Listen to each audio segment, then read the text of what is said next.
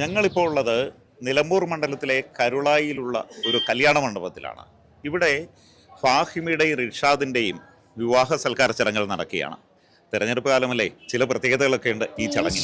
പൂരിക്കകത്തി പേര് കേട്ട റാണി, പേരിമ്പരായി കിസ്സ കേട്ട മുഞ്ചി പൂവി, പേരിൽ ഫലായ കാലമെത്തിരയുന്നോരി, പേശും കതിരാവി ഇന്ന് കൗതുകത്തിലാടി, തിരിശം തളിർ പുതുമണ ബദറുൽ മുനി, പിറകിൽ ഒളി കുതുകുലമാകും കനി, ജിന്നുമിൻസും കൂടി കഥ ചൊന്നേ, ചിൽചിലാചലാലുമേലെ വന്നേ.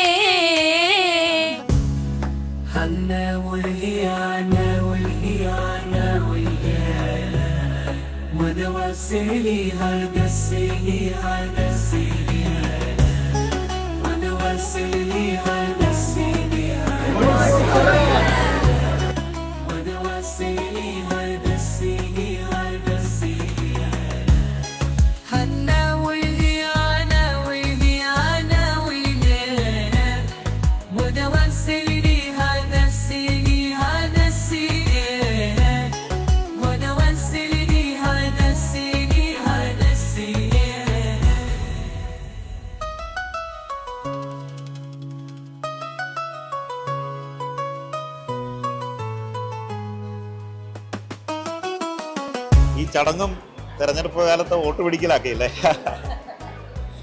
ഇതുണ്ടോ സ്വരാജിന്റെ മിഠായിക്കൊപ്പം സ്വരാജിന്റെ കാർഡുകൂടെ കൊടുക്കുകയാണ് രണ്ടുപേരും.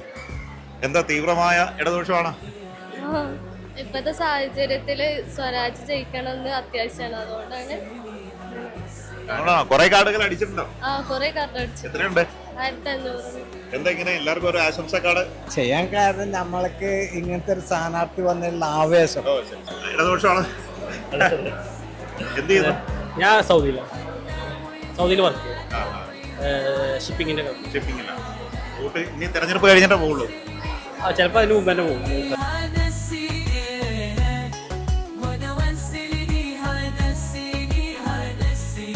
എന്തായാലും ഈ വധൂവരന്മാർക്ക് ആശംസകൾ നേരുന്നു. അതോടൊപ്പം തന്നെ നിങ്ങളുടെ രാഷ്ട്രീയ സ്വപ്നങ്ങളൊക്കെ സഫലീകരിക്കട്ടെ. എന്തായാലും മാതൃഭൂമി ന്യൂസിൻ്റെ ആശംസകൾ.